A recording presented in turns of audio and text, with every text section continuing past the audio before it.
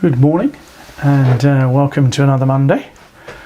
And by the look of what people are saying on the live, a mixed weather day, I think, as it has been most of the weekend. But we had a nice weekend, I think, in and out of the house. Alfie wearing his rain suit a fair amount of the time, which leads me to remind myself that I do sort of need to get on that blog a little bit. I haven't been on the blog, I think, for a month or so, so I must post a few pictures there, and we'll see.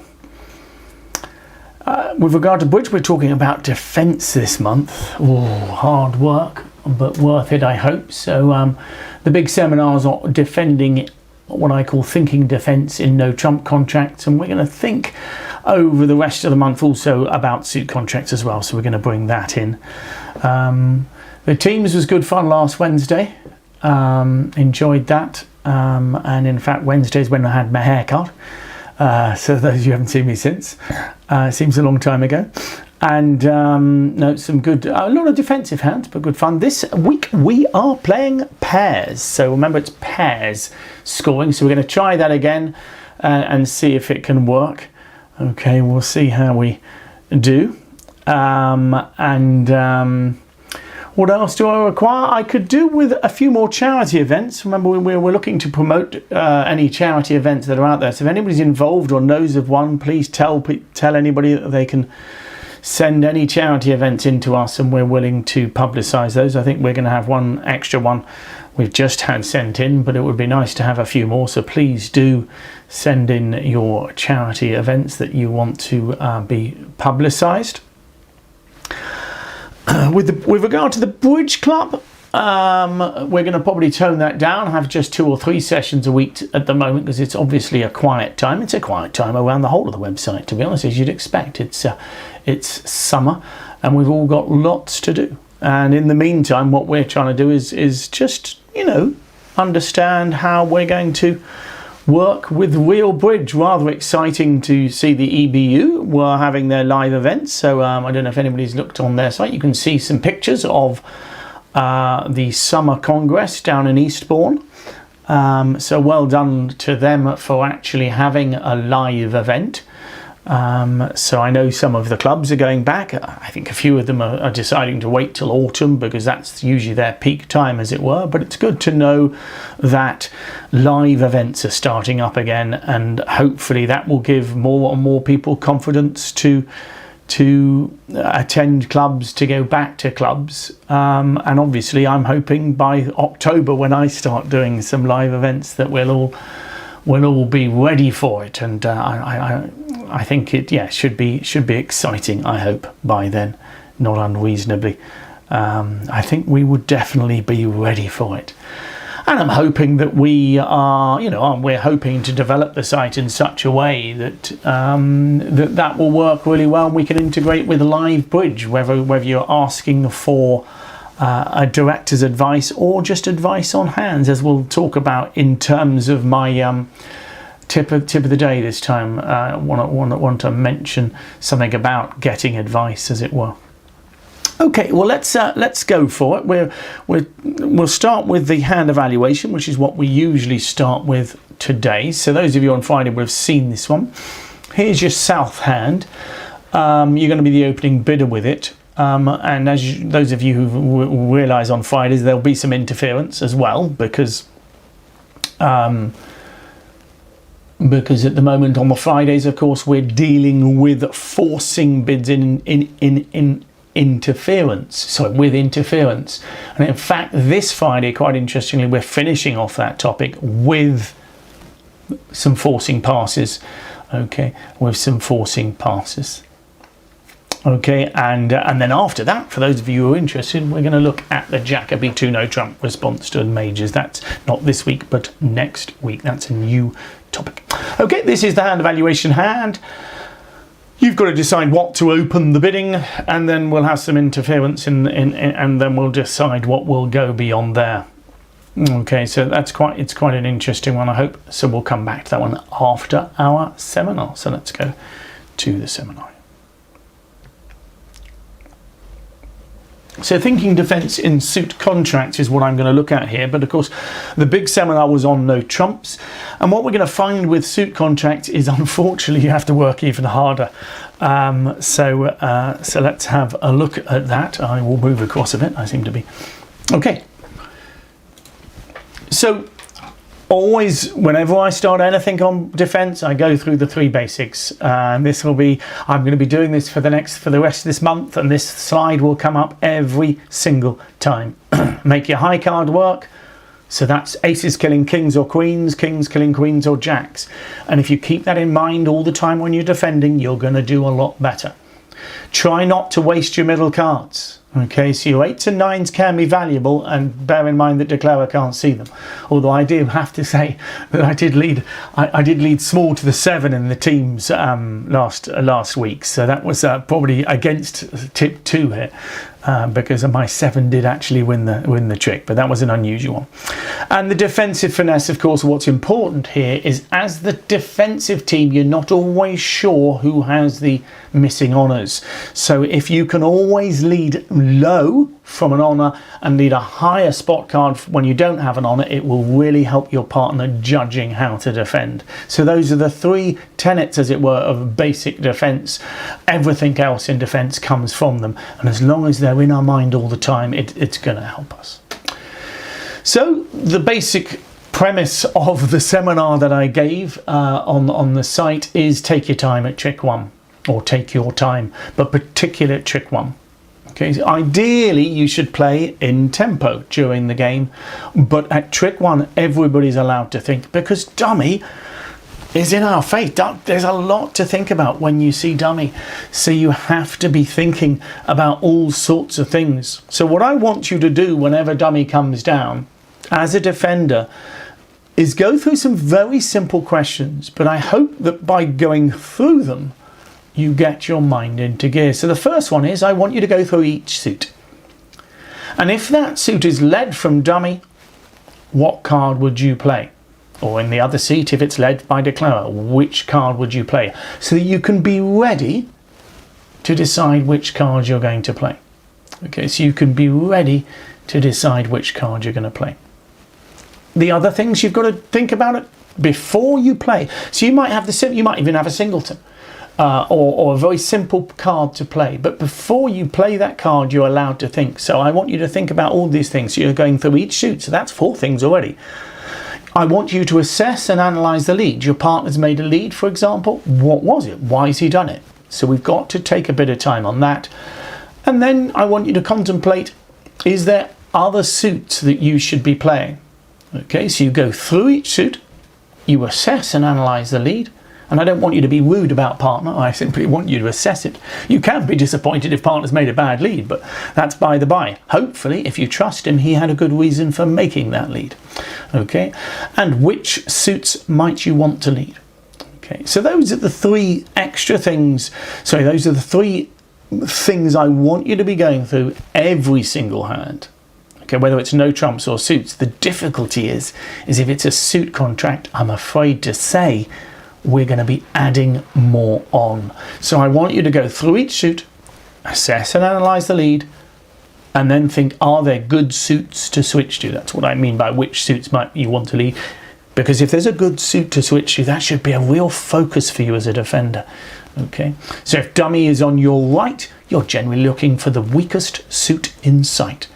Dummy on your right, looking for the weakest suit in sight. So if there is a really weak suit, very often you'll be really wanting to lead that suit. So as I say, unfortunately in suit contracts there's a few extra things to think about. We've got to think about the trump suit. Okay, so these 3 things are all about trumps.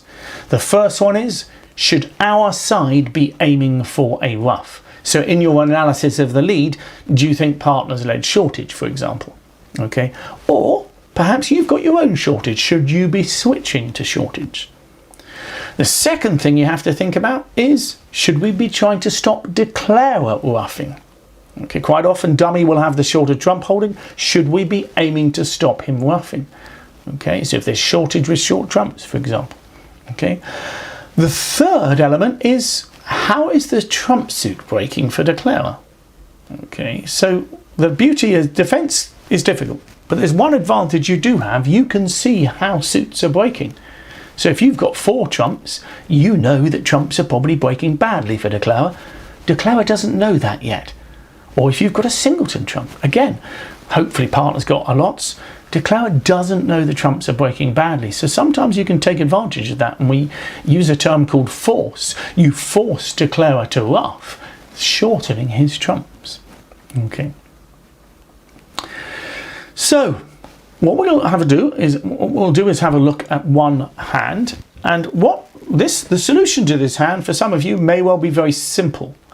But the reason we're trying to go through those 5 or 6 different things at trick 1 is because we're going to try and identify the solution, however easy or difficult it is on any given hand, because we're trying to get ourselves into gear. So we've got a lot of things to go through. As you get used to going through them, you'll do them quicker. So for your first thought, some of you will be thinking, yes, but it'll take me 2 or 3 minutes, and it will do the first time. But bear in mind, practice when you're doing practice games, okay, and then gradually introduce it when you're playing normally, and you will find that hopefully you'll get quicker and quicker at it, and it will make such a difference. So let's look at this one anyway. So I'm going to sit you in the east seat here. I haven't put the green screen up there. I apologise. I usually have the green middle of the table. I must have not changed this particular slide, so I'll make sure I do for the next 3 weeks. So the green screen should be around the northeast southwest there, so that's the center of the table. You are sitting in the east seat. Dummy will be north. Let's have a look at the auction, and that will help us out. So south we cannot see, opens 1 spade. North responds 2 diamonds. There's no bidding from either of you. You're not going to bid, obviously. It goes a spade, 2 diamonds from north, and you're sitting there and you've got no reason to be making a bid, so you pass. South rebids 2 spades. What do you fancy with the north hand here? So it's got a spade, 2 diamonds, 2 spades. I think it's probably reasonable to bid 3 spades here. Only 10 points, but you have got 8 losers. You've got good spade support and some shortage. It's relative. Once you've chosen to bid 2 diamonds, I think probably 3 spades is the right bid. And 4 spades would be the bid from south. Okay, so 3 spades is inviting game. Don't forget, north hasn't got enough, I don't think, to go for game himself. But south obviously has a bit more. So that's the auction. So we're going to be defending against 4 spades. Remember, you are sitting with the hand on the right of the screen there. So let's see what the opening lead from your partner is. Your partner leads the Jack of Hearts. So now you see dummy. I know you've been looking at dummy for some time, but you're only just about to see it. So the Jack of Hearts is led by your partner. And what I want you to do is start thinking, if you can, please. Okay, so the first questions I want you to ask yourself is go through every single suit. So I want you to do that for me.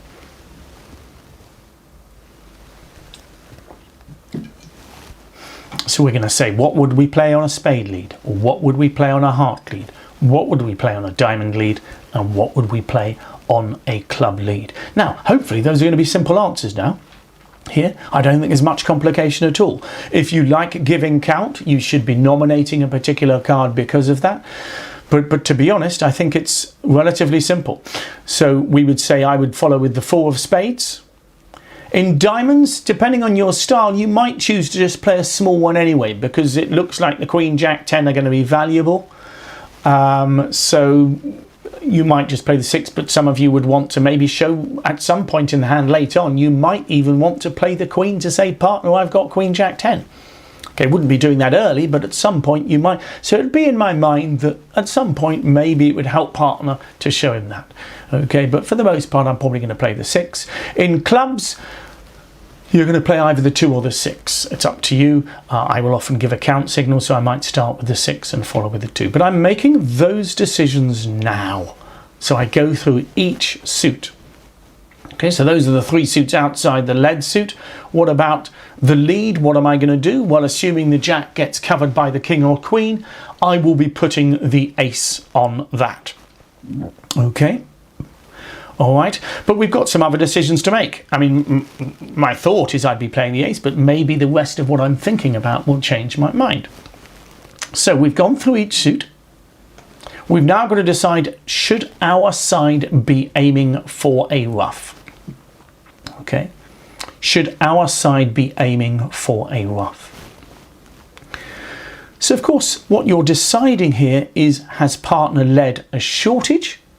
Or have I got a shortage that I might want to lead? And I'm hoping that the answer to both of those is no. Clearly, if the most important thing when contemplating your partner's lead in a suit contract is, if you ever put him with shortage, always make sure you contemplate what that means for declarer's holding. So if your partner had shortage in hearts, let's say a doubleton, that would leave 5 hearts in the south hand. Surely that is not a possibility, because he's bid spades and spades. He would have bid hearts if he had 5 of them. So we know it's not shortage. Okay, and that's important. So when you should be contemplating that it's shortage, because we are allowed to lead shortage, but of course it will always mean that you have to so if maybe if both of you had 4, maybe if dummy had 4 hearts and you had 4 hearts, that's slightly different now. You're thinking, oh, we've got 8. Gosh, it's a chance that partner has led shortage, and it could be. Okay, but here there is no chance. So partner's not led shortage, and clearly we have no shortage outside the trump suit, and you don't get ruffs in the trump suit, obviously. Okay, so no, the answer is we cannot get ruffs. And of course, now we move on to the next one. Someone's already mentioned it already. Do you need to stop ruffs? And of course, the key here is there short trumps in dummy with shortage? And the answer here, of course, is yes. The danger signs are in dummy. Whenever there is shortage with short trumps, you should always be thinking that it's a possibility. Okay. So what's the most important thing? We win the first trick with the ace of hearts, and generally if you've decided that leading trumps is important, then that is the most important thing. Someone there saying we don't often lead doubletons. No, we don't often lead them, but of course they will come up. If the opponents have bid 2 or 3 suits, very often we'll be strong in the 4th suit. Okay, so generally whenever our partners led a doubleton, we will be very long in the suit, and that gives us a clue. Okay, but it is a rarer lead. Because doubletons are much more difficult to analyse. Generally a singleton stands out because you'll have a really long holding, and it will be obvious perhaps, in inverted commas, that it's a singleton. Okay, so if you think you need to stop ruffs, obviously you have to do that early. Okay, you have to do that early, because as soon as you let declarer have the lead, he may well try and take a ruff. Take a ruff. Because every time you ruff in the short trump hand, remember, you gain a trick. So the solution here, as a number of you pointed out, is lead a trump. But the reason I want you to go through everything is because to get defenses right some of the time is really, really difficult, because we just fall back to the norm. We just, oh yeah, it's a trump switch or something like that. Whereas if we go through each suit, sometimes you come across, you think, oh gosh, wow, your mind will go into gear. You won't even know how it's doing it. Okay, you won't even know how it's doing it. Believe me, though, it will make a big difference to you if you can get into these habits. So we switch to a trump. Doesn't really matter which one, but usually we lead the lower one there, and we'll see what happens. So I'm going to take you to the full screen here. Okay, so here's the full screen. Auction seems reasonable. 1 spade from south there. Partner passes, the hearts aren't good enough to be bidding there, and as we saw, it went 2 diamonds, 2 spades. Remember, the south doesn't have any choice but to bid 2 spades there. So it's all well and good saying your 2 spades bids promise 6, but he clearly couldn't bid 3 clubs over 2 diamonds, which would be game forcing. So he bids 2 spades, 3 spades, 4 spades, and I think 4 spades is a perfectly reasonable contract. Notice that with West's hand, West might be contemplating a trump lead. He might be thinking, well, it's delayed support, but of course West doesn't want to lead from his ace-queen. What he's hoping is that we will get the lead early enough so that we can switch to trumps. Okay, and what a difference a trump switch makes. Okay, so we led the Jack of Hearts. I think there's just a normal lead. It goes to the Ace of Hearts. And the trump switch is dynamic, isn't it? Okay. It allows your partner to win the queen. He can see what you're doing. He can see dummy as well. There's no need to lead another heart because someone's likely to have a doubleton. And if you had it as east, you may well have led a heart back, mightn't you? Okay, so he just carries on what you're doing, the ace of spades, and then a third round of spades, and suddenly dummy has no more trumps left. Okay, and there's nothing that dummy can do there, is there? Okay, declarer can do. He was going to play the ace king of clubs and ruff a club. Now probably his best bet is actually to go for one off rather than two off. If he his best bet is probably just simply I think most people will probably, you've got to try and make the contract, so you're probably going to play the king and ace of diamonds and ruff a diamond, which isn't unreasonable, but by then you're going to struggle even to go one off. Okay, all right, so as I say, declarer's got to try the king of diamonds, the ace of diamonds there, and ruff a diamond. Remember, declarer cannot see your hands. He hopes the diamonds break 3 and 3 there. Can you see that? Unfortunately for him, they don't.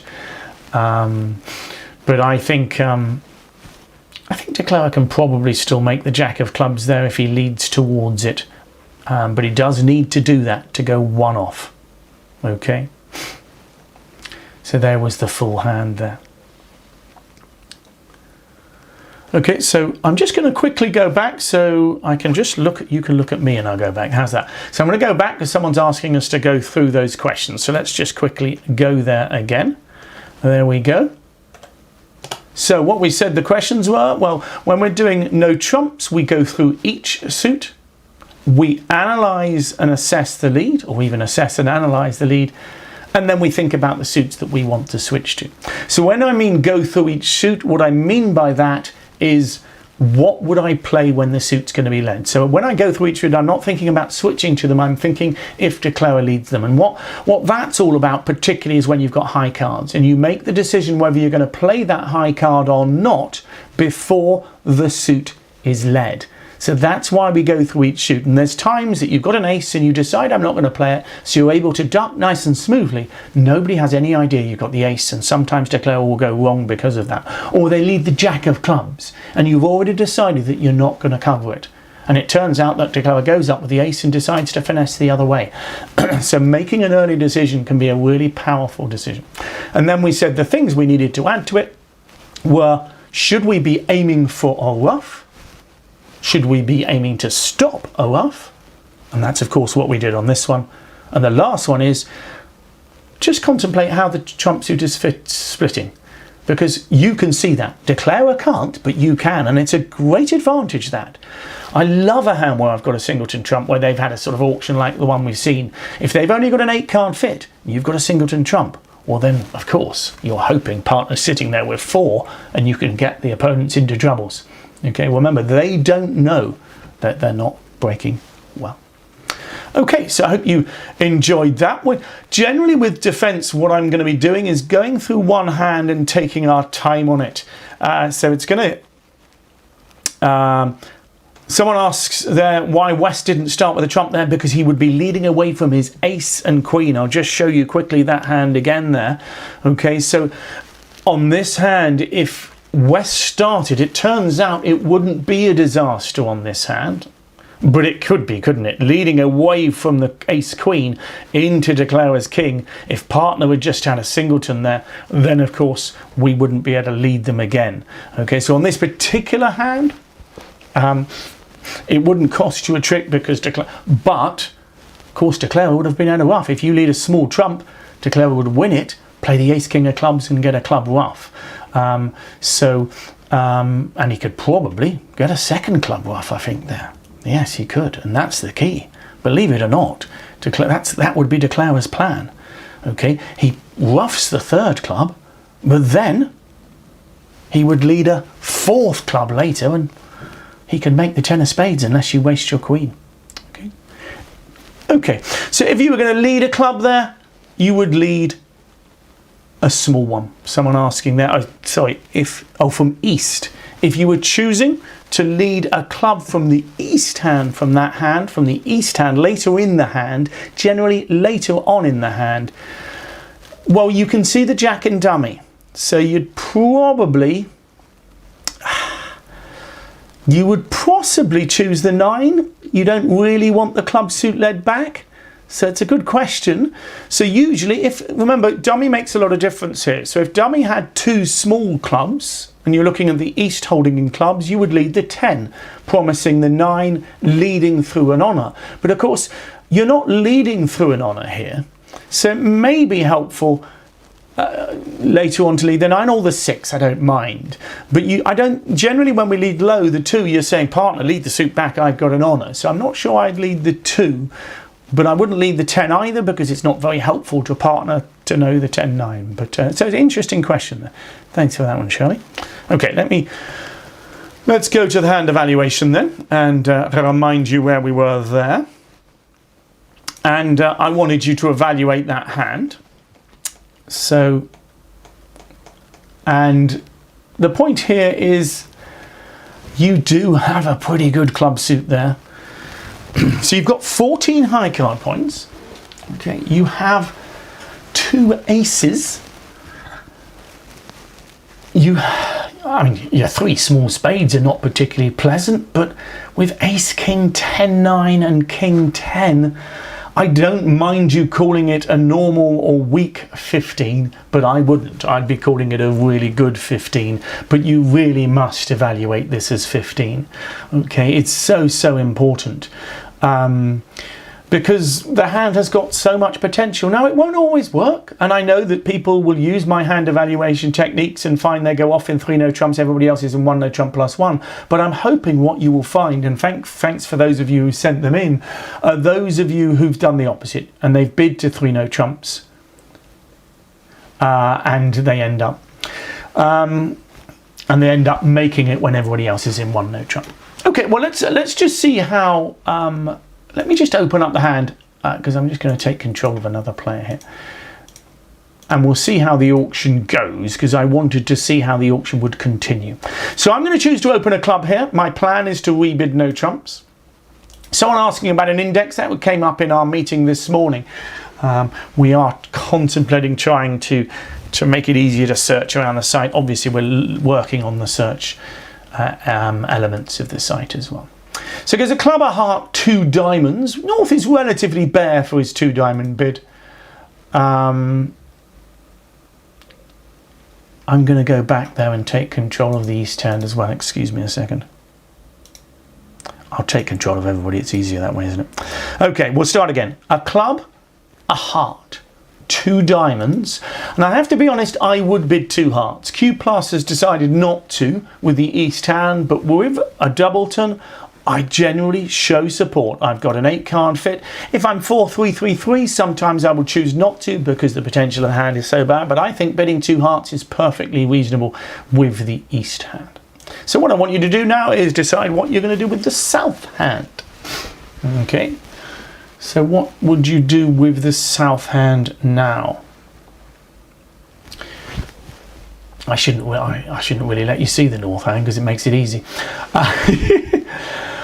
But I think the key on this hand is that once you've made the decision that your hand is worth 15, I think you've got to stick with that. So I believe the hand's worth 15. Not only that, my diamonds are with partner's suit, King 10x, and the stopper, I have a stopper in the opponent's suit. So for me, I mean, you could double here, but I think the practical bid here is probably 2 no trumps. I don't mind 3 no trumps, but for me, 2 no trumps allows us still to chat.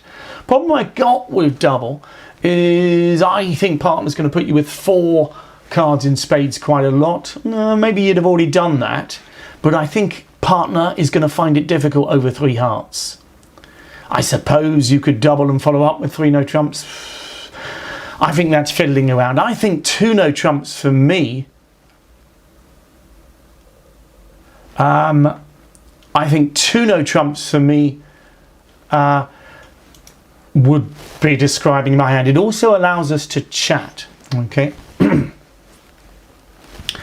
If anybody's got a question about where anything is on the site, please do just email us. So Chris, I think, is asking something there. I will. If you email me that, I will be able to send you that straight away. But offhand, interference over 1 no trump was in the Friday sections. Okay, Friday sections. I think for me, I mean, 2 no trumps and 3 no trumps. For me, 2 no trumps is forcing, and that's the important thing. Some of you will play as 15 to 19. I think the key is that 2 no trumps allows us to have a chat, and that's crucial for me. Because partner could have all sorts of hands, and clearly my heart stop isn't wonderful. Okay, so it's not as if I don't mind if partner wants to have a chat about something. I think, you see, West is going to bid 3 hearts here with the 6 hearts in his hand. Okay, I think West is going to bid 6 hearts. Okay, now interesting here, someone asking about the lack of spades in the south hand. Of course we're worried about it, but both of your opponents have bid hearts. Now they won't always lead hearts, but when both of them have led hearts, how many times are they going to lead hearts? And believe you me, if they don't lead hearts, they won't get as good a score. Okay, on most hands. So here I'm expecting them to lead hearts. Now they might not. Okay.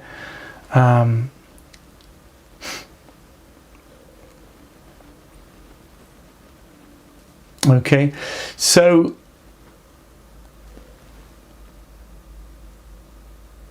it's gone 3 hearts, and I'm going to trust my partner with a north hand. I'm going to bid 3 no trumps. Okay, I'm going to bid 3 no trumps. You know, and that's north trusting partner. He's got what he said. He's got the ace of spades anyway. But so there you go. No support. I mean, we've got all the points. I mean, obviously the king of diamonds is beautiful. And you can see that there's 9 top tricks, and it all works out nicely. But the clubs, the ace king 10 9 hasn't come in handy here. Okay.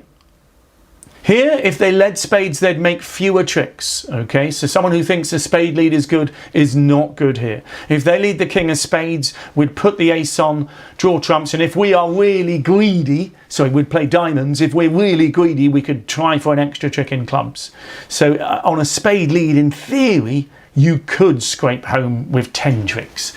Okay, so believe you me, I'm always happy if the opponents don't lead a suit that both of them have bid. Okay, because almost always it'll be correct. As you can see here, a heart lead, wonderful for the defense.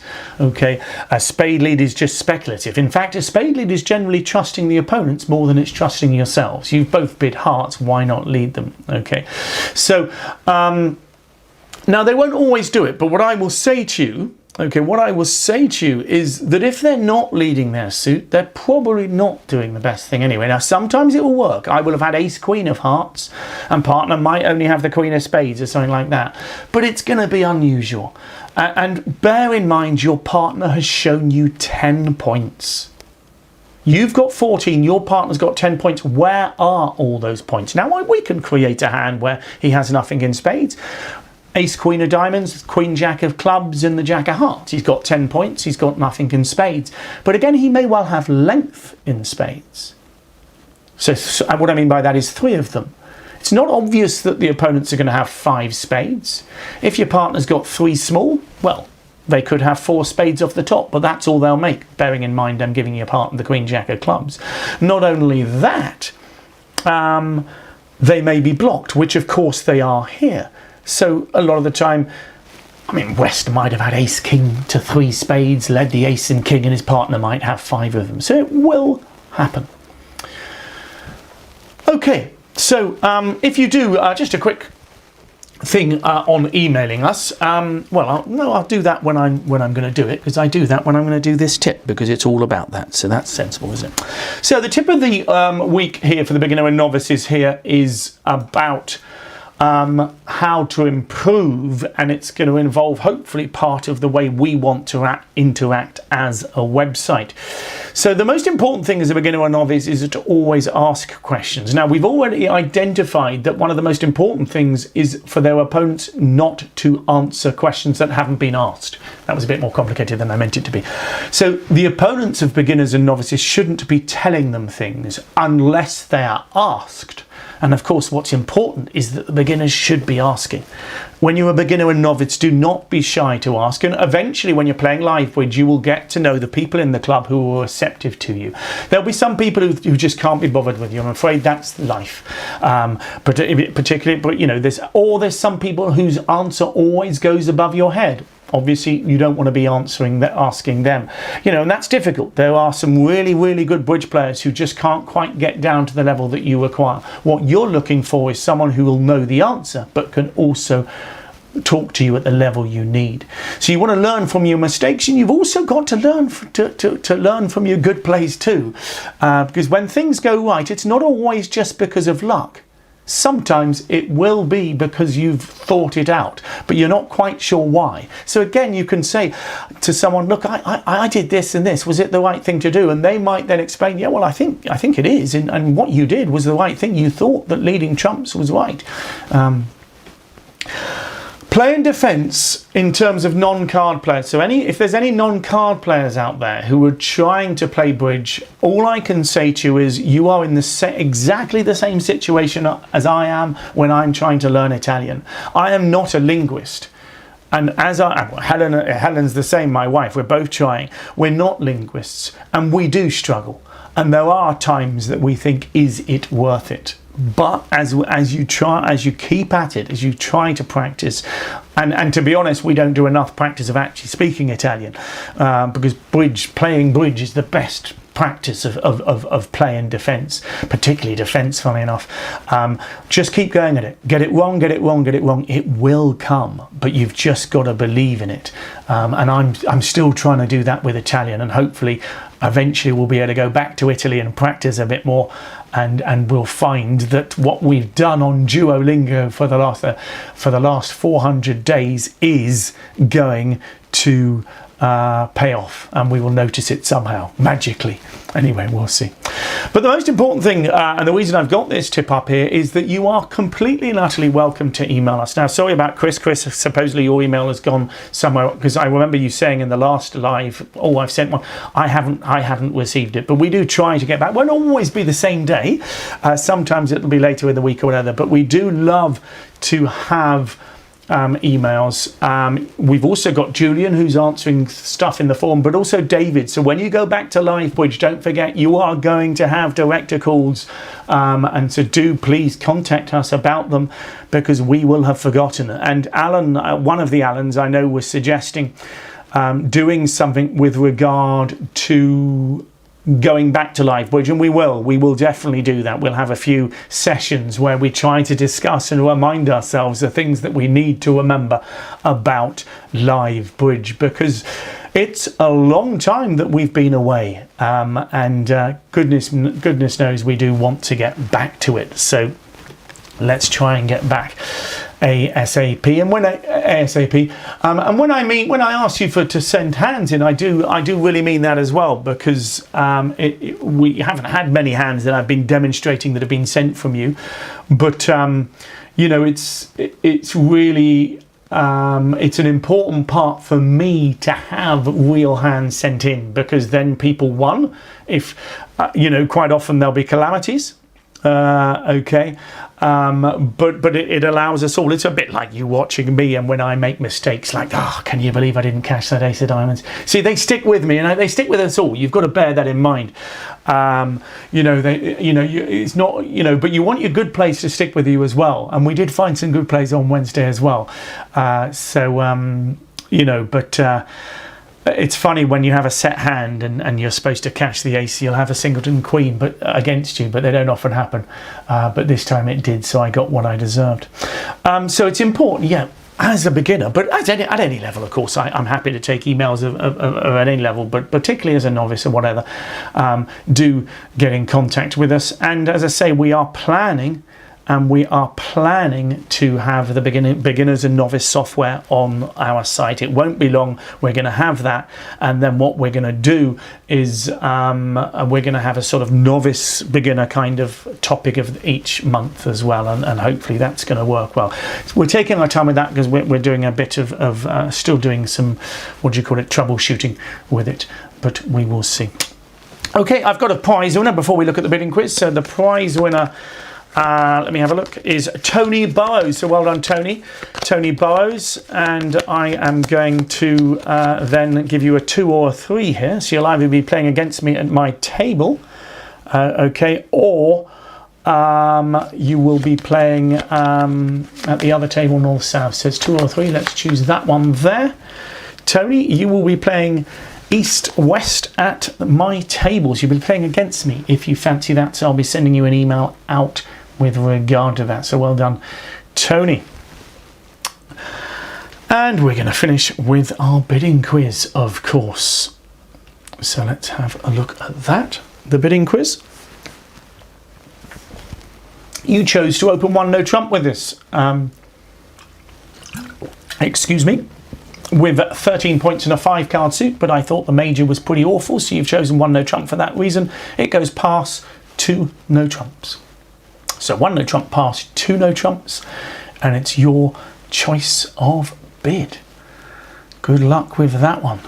Another tricky one. We've had quite a few tricky ones there. Don't forget, you can look at that answer. I'll leave it up there for a moment, actually. You can look at that answer, whether you remember or not, by going to the site and log in if you need to. Okay, so good luck with that one. So hopefully see you on the site throughout. Remember, we got the pairs on Wednesday, so we're comparing our score to other pairs games. On Friday, we're looking at forcing passes around the game level, so very high level competitive bidding. And next Monday, we're back to playing some defence. So thanks for your company. I'm glad there's a few other Duolingo users out there, and we will see. That's a good answer, Steve. I like that.